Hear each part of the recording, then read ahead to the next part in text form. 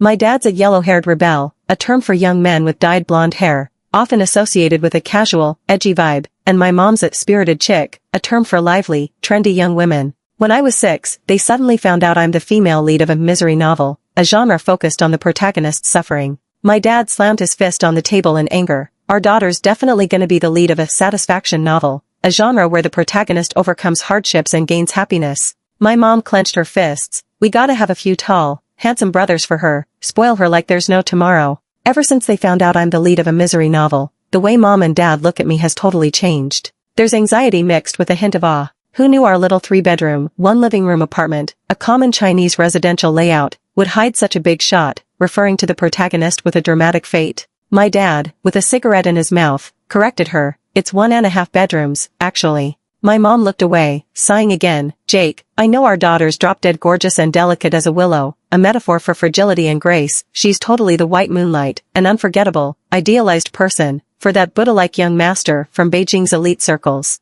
But white moons always have terrible fates. What do we do? That's not happening. My dad thought for a second, then slammed the table again. Our daughter has to be the lead of a satisfaction novel. I agree. Mom clenched her fists. Let's hurry up and have some brothers for her, tall, handsome, and overbearingly protective, the kind who'll spoil her within an inch of her life. Me, huddled by the bed doing homework? Wait, can you two turn off that novel playing on speaker first? Luckily, Dad wasn't being absurd. He said anyone born after me could only be a younger brother. Mom's mood dropped instantly. Little brothers are no good. They'll team up with outsiders to bully their older sisters. You know, like those stories where there's a real young lady and a fake one? What about a little sister? Even worse. She'd steal her fiancé and sell her off. Looks like they had to switch to plan B. By the time they were brainstorming, I'd already finished my homework. I handed it to them to check, all correct. I even pointed out a few mistakes the question setters made. Dad smacked his forehead. Honey, why's our daughter so genius? Could she be the legendary phone-out yin, a term for a protagonist, often female, who's overwhelmingly powerful and dominates their world?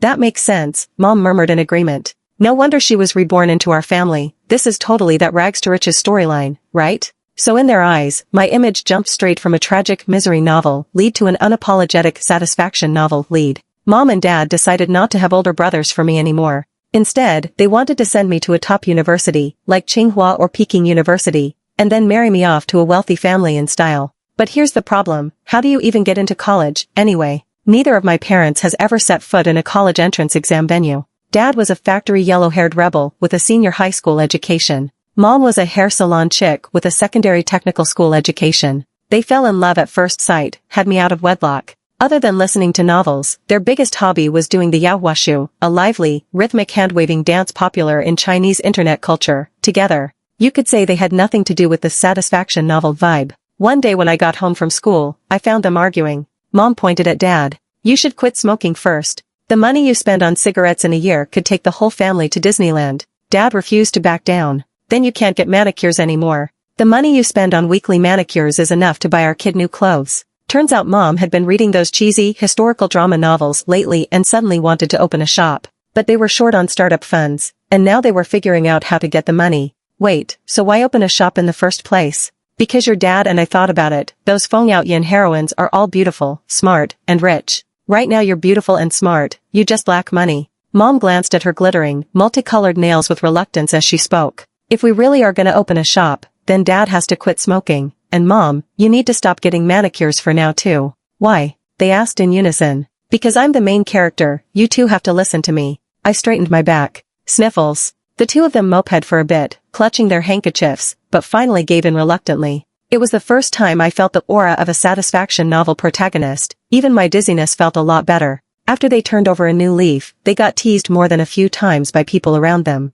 First, Mom stopped going to the nail salon with her girlfriends after work. Those aunties smiled without warmth. Our great beauty finally learned to be thrifty and run a household. How virtuous. Dad also started using toothpicks instead of cigarettes. His coworkers rolled their eyes. Oh, now you're putting on an act? Bet you won't last 2 days. I gave them a pep talk. You know why protagonists are protagonists? Because they never follow the crowd, and the path of a brave one is always lonely. Their eyes welled up with tears as they listened. Right. So we're the lonely warriors, a popular term for underdogs who persist against the odds. Half a year later, we finally saved enough startup money and opened a tiny breakfast shop. To be honest, Mom's cooking is really good, but none of us had a clue about running a business. That is, until Dad rolled up his sleeves and pulled a thick book out from under the coffee table, an Otherworld web novel. I've been following this author for ages, he said. It goes into crazy detail about how to pick a storefront, decorate, source ingredients, and run operations, way more useful than a textbook, if you ask me. You wouldn't understand a real textbook anyway, Mom chimed in to tease him. Dad's cheeks turned pink, and he mumbled, hey, I got first place in exams when I was a kid. It's just that things went wrong at home later, so I fell behind. Either way, our business got off the ground. Whether we make money or not doesn't matter that much. What matters is, I'm really happy. Since the shop's right downstairs from our old residential complex, I can see them every day on my way to and from school, and stick by their side during holidays too. No more sitting around bored alone for hours on end. Small businesses aren't easy, though. They're so swamped they can barely catch their breath, so I pitch in whenever I have free time. Mom always shoos me away in a fluster. Oh, what are you doing? You're gonna marry into a wealthy family. Don't hang around the stove like me. I couldn't help but laugh and sigh. Mom, there aren't that many wealthy families in the world, you know. Turns out, she and Dad ganged up on me to scold me for that. I quickly played it safe after that. At night, I sit on a small stool doing homework, and I overhear them whispering behind my back. Our daughter's hands are so pretty, it'd be a shame if she got scars like mine. Quit moving, I haven't finished sticking this yet. You're such a slowpoke. Your hands are pretty too, honey. Our family was so poor that all we had left was love. As it turned out, Mom and Dad had made the right call. Our breakfast shop was in a high-foot traffic spot with barely any competition, and with Mom's secret steamed bun recipe being actually delicious, word spread fast among the locals, and we started turning a profit in no time. I did the math. Our net income was twice what they'd made working for others before. Dad was in tears. He stayed up all night writing a 1,000-word rave review for that web novel author. Once the money started coming in, the next step was figuring out how to spend it. And they still wanted to spend it all on me. But they argued over whether to send me to learn a skill, like art or music, or martial arts. That day, I shuffled out of my room, holding my head. First, can we take me to the hospital? Then thud, I collapsed to the floor. The hospital checkup revealed I had hypoglycemia, plus a bunch of other minor health issues, all things I'd been born with. In a half-asleep daze, I recalled so many things from the past. Mom was 19 when she got pregnant with me. Back then, our family's conditions were just SOSO. Well, to be honest, they were terrible. She never got proper prenatal care. On top of that, right before I was born, she'd had a huge fight with my grandparents, and that fight led straight to my premature birth. The argument was over nothing more than my grandparents looking down on Dad, but Mom insisting on marrying him. My grandma had yelled, "We found you a wealthy businessman and a high school teacher, and you won't even meet them. You have to marry that poor kid with no parents left? Have you lost your mind?" Mom had shot back, "That so-called teacher? He chased two wives away by beating them. His reputation's so bad no one else wants him, so you're pawning him off on me. And that businessman's 50, older than both of you. How can you even be so shameless just for money? I used to get such good grades. But I had to drop out to work and support my brother's schooling. I ruined my whole life for that. This time, none of you are gonna control me." She'd stood her ground. Jake might not be perfect, but at least he won't hit me, yell at me, or treat me like a workhorse. He even saves up money to buy me new clothes. Mom spoke with such conviction, her face lit up with a mix of pride and sweetness. "And that's how I convinced your grandparents to let me marry your dad," she said. In today's terms, Mom was definitely a love fool, someone who prioritizes love over all else, often to a naive degree. But everyone has their own circumstances. No one can say for sure that they'd have made a better choice than her if they'd been in her shoes. She'd never regretted marrying Dad, though. Her only regret was not being able to give me a healthy body. When I woke up, they were standing by my hospital bed, listening obediently as the doctor lectured them. Yes, we'll make sure to take care of that," they said. "We'll push her to eat red dates, bananas, chicken, duck, fish, meat every day, and we'll bring her for a checkup every year. The diet alone isn't enough," the doctor added. "You also need to take her out to exercise regularly, do some aerobics, go for runs, things like that." They nodded nonstop, their eyes fixed on me, full of guilt, like school kids who'd gotten caught misbehaving. "I'm okay," I said softly. Truth be told, when Mom and Dad were kids, they'd just tough it out on their own whenever they got sick. They probably never imagined raising a child would require so much care.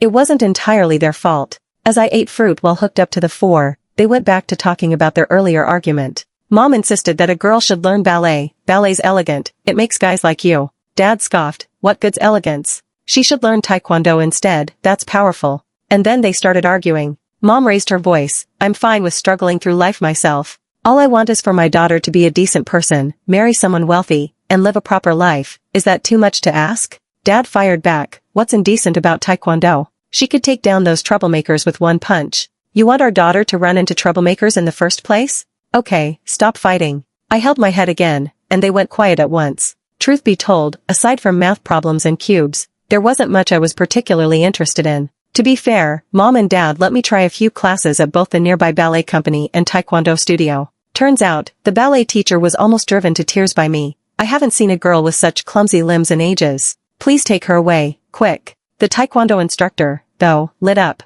Her stamina isn't great, but she's got excellent flexibility and endurance, and her muscles recover really well. If she sticks with it, she could definitely amount to something. Wait, flexibility and good recovery? Mom's alarm bells went off instantly. Dad quickly covered her mouth. Teacher, we'll go with taekwondo. So at the age of 8, I started learning taekwondo. I practiced punches while keeping up with my studies. 4 years later, I earned my blue belt and got into the city's top high school, City Number 1 High School, as the top student in our county. The high school was a bit far from our home, which meant I'd have to leave them and live on my own. On the first day of school, Mom and Dad hugged each other and cried. Jake, you go see her off. I can't bear it, Mom sobbed. Honey, I can't bear it either. What if we don't let her go? Dad suggested. That's out of the question. Mom wiped her tears at once. If she stays stuck in this small town forever, she'll never meet a domineering CEO, a common character type in romance novels, rich, powerful, and protective. In the end, they both went to see me off.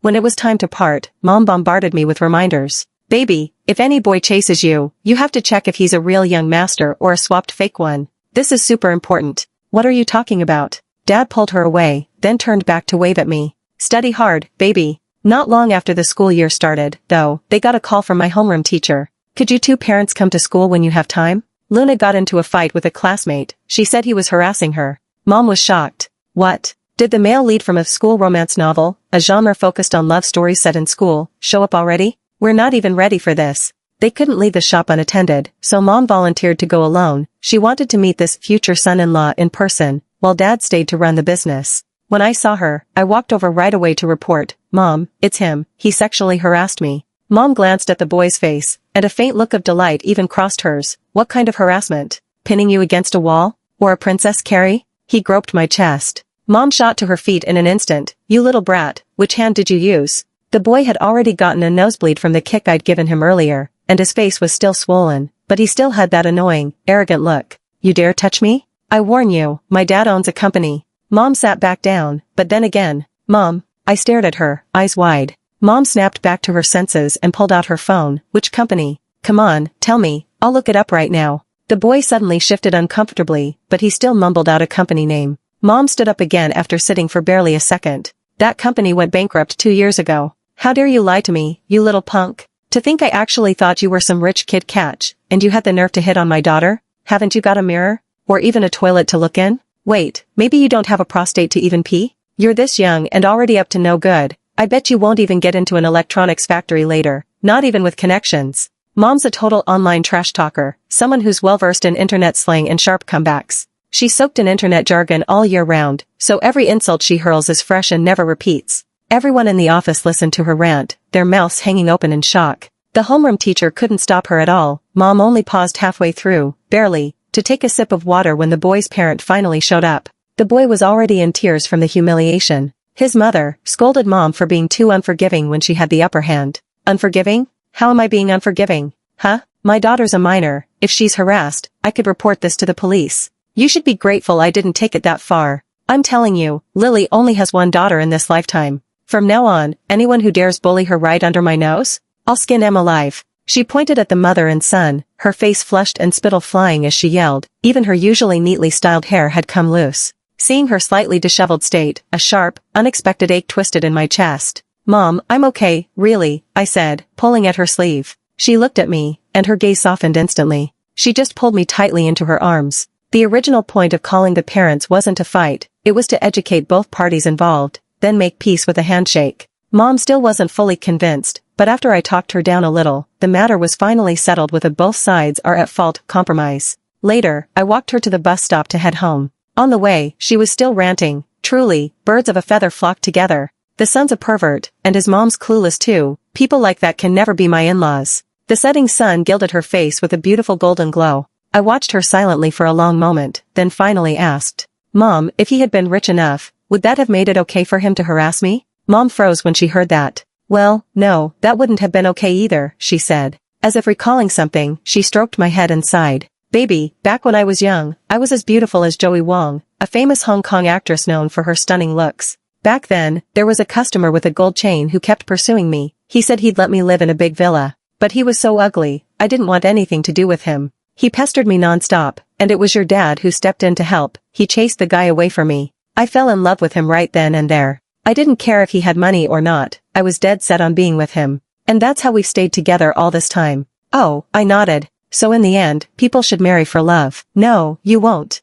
You need to marry for wealth and prosperity. Don't end up like me, barely getting to sleep in a few times a year. A gust of hot air, mixed with the smell of dust, blew over. Our bus was arriving. As I walked her over, I said, Mom, when I grow up, you and Dad won't have to work this hard anymore. You can close the breakfast shop, and sleep in as late as you want every day. Get manicures whenever you feel like it. She's so small and thin. The crowd jostled her onto the bus, and she almost vanished from sight in the blink of an eye. But right before the bus pulled away, I still caught her. She'd strained to lean over to the window, smiling and yelling out to me. But baby, I'm already so happy. You have to be even happier than me, okay? Because you're the main character. I stood outside, waving at her, watching the bus rattle away. It wasn't until she was completely out of sight that I noticed the corners of my eyes were slightly damp. Tears I hadn't even realized were there, spilling over. Middle school life was pretty dull, nothing but studying and gossip. The incident where Mom had made such a scene at school spread like wildfire. So, in many people's eyes, my image went from a quiet, well-behaved girl to a ruthless, violent one. And Mom? She became the she-devil who'd raised a violent daughter. But being feared was still better than being bullied. I blocked out the noise and focused on my textbooks, keeping my grades in the top 3 of the grade. Every now and then, I'd bring home a certificate or a scholarship. I even became the look at how well she's doing kid that teachers talked about. Our family's business kept thriving too. By my 3rd year of middle school, Mom and Dad finally traded in the rundown old second-hand house we'd lived in for over a decade, and bought a new apartment. This time, it was a real 3-bedroom, 1-living-room apartment. No more making do with Dad and Mom sleeping on the floor or the sofa. On the day we moved in, Mom sat in the spacious, bright living room and burst into tears. Through her sobs, she tapped the beautiful floor-to-ceiling window. Jake, I never in a million years thought I'd ever have a day like this. Let's see who dares to laugh at me, Sue Lily, now. Who dares to say I married badly? I'm living way better than my 2 brothers right now. Dad didn't sob out loud, but he kept sniffling in the corner, his hands trembling nonstop. I leaned over to peek at what he was doing. Oh, turns out he was writing another rave review for that web novel author again. Thank you, great author. I'm back to fulfill my vow again. Following your guide step by step, we've earned money and even bought a new house. Once we send our daughter to Tsinghua or Peking University, I'll be back to vow again. Seriously? Did he have to make getting into Tsinghua or Peking University sound so easy? There probably won't be a 3rd vow to fulfill. I cleared my throat softly, wiped their tears away, and said, come on, moving into a new home is a happy thing. Let's think about our housewarming party, cheer up. We didn't have many relatives, but to Mom and Dad, a housewarming was just as big a deal as a college acceptance banquet, so they invited everyone they could. Even my grandparents, who'd always been at odds with Dad, showed up. But once everyone arrived, we finally figured out what they'd really come for. After the feast, my grandparents wandered around the house. Lily, you've got an empty room here, huh? My grandma said. Mom explained, yeah, Jake and I share one room, Luna has her own, and we were planning to turn this one into a study. Grandma shook her head and sighed. Luna's not even home most of the time, it's a waste for this room to stay empty. Lily, truth is, your dad and I haven't been in good health these past few years. Mom quickly lowered her voice. No way, Jake would never agree. Besides, when you made me drop out to work back then, we already agreed you'd live with my brother. Shut up, Grandpa snapped. Is that how you talk to your parents? We didn't have many relatives, but to Mom and Dad, a housewarming party was just as big a deal as a college acceptance feast, so they invited everyone they could. Even my grandparents, who'd always been at odds with Dad, showed up. But once everyone arrived, we finally realized why they'd come. After the feast, my grandparents wandered around the house. Lily, you've got an empty room here, huh? Grandma said. Mom explained, yeah, Jake and I share one room, Luna has her own, and we were planning to turn this one into a study. Grandma shook her head and sighed. Luna's not home most of the time anyway, it's a waste for this room to stay empty. Lily, truth is, your dad and I haven't been in good health these past few years. Mom quickly lowered her voice.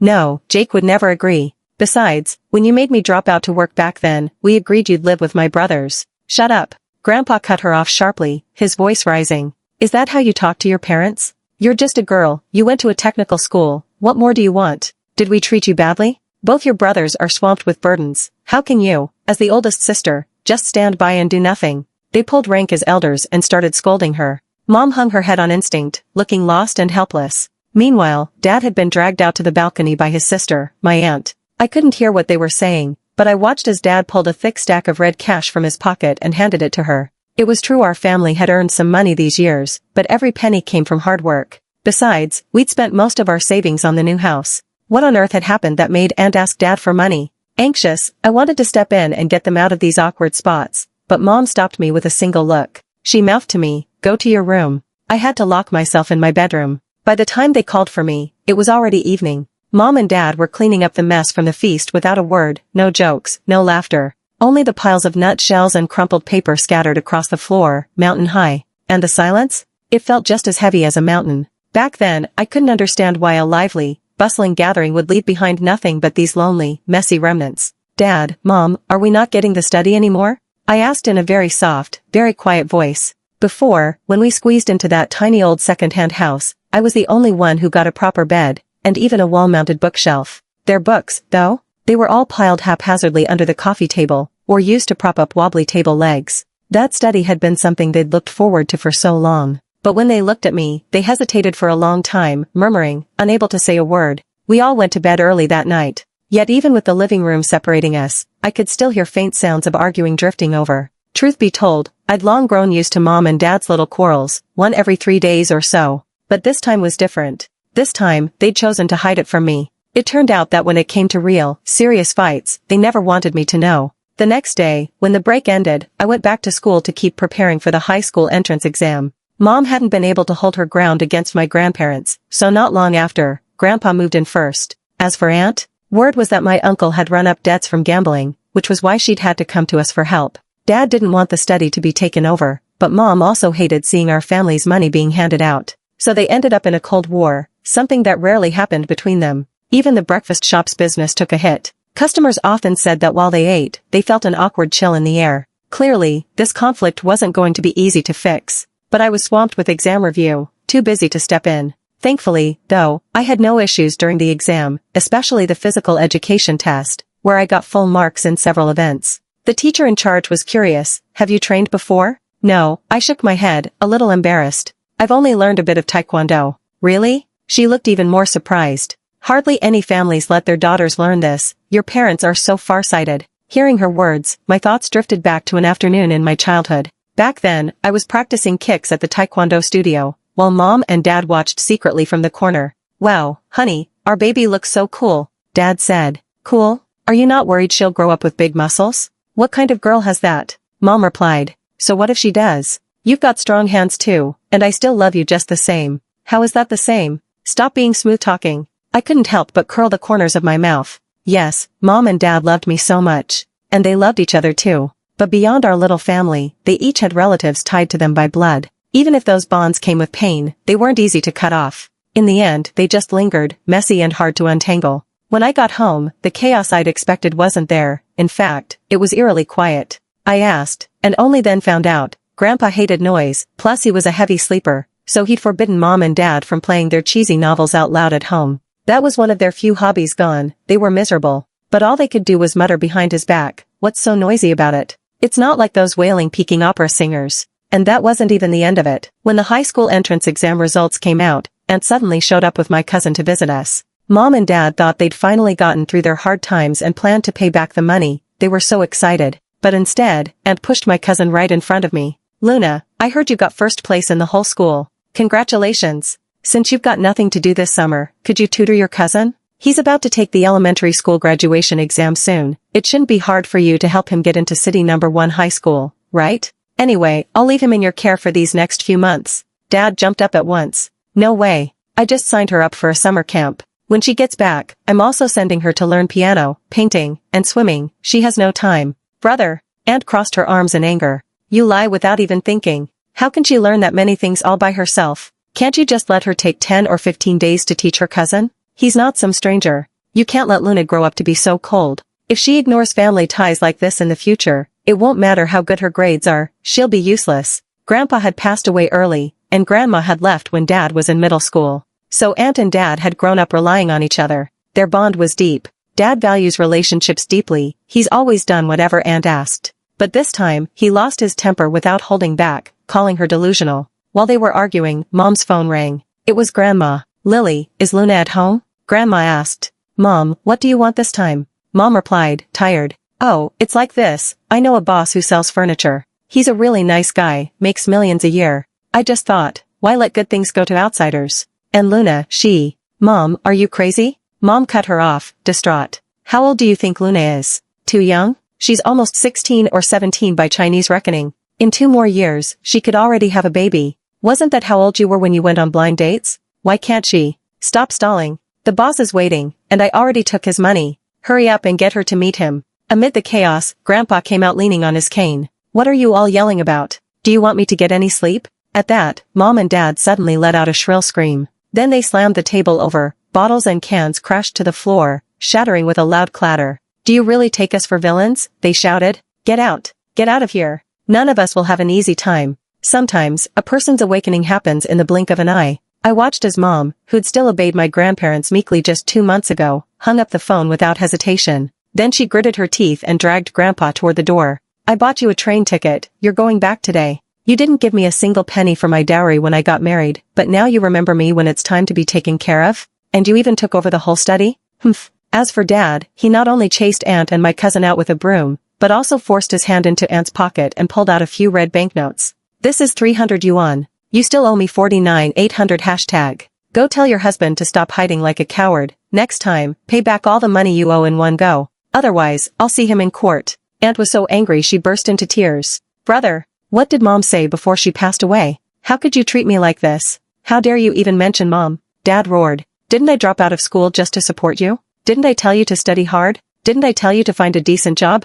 Didn't I tell you ages ago to divorce that good-for-nothing?" He waved the broom as he spoke. Get out. Get out. Stop making me angry." Bang. Finally, the door slammed shut. The house fell back into the familiar silence, though this time, it was the peace we'd all been longing for. Mom and Dad leaned against each other, exhausted. I fanned them for a long time before they finally caught their breath. "Jake, you actually kicked your sister out?" Mom said, still in disbelief. Dad let out a bitter laugh. "I could have overlooked her borrowing money, but she had to go after our baby." "That's right," Mom sighed. "I put up with everything else, but there's no way I'll let our baby end up like me, being dragged to blind dates at 15 or 16. It's not like she's meeting some childhood sweetheart from a matching family." I couldn't help but lean in and hug them, burying my face between their shoulders. Mom awkwardly wiped her eyes. "It's funny, you know? I used to love those wish fulfillment novels where someone gets rich overnight, and their parents, who'd treated them badly, finally regret it, crying and begging them to come back. Haha." She let out a shaky laugh.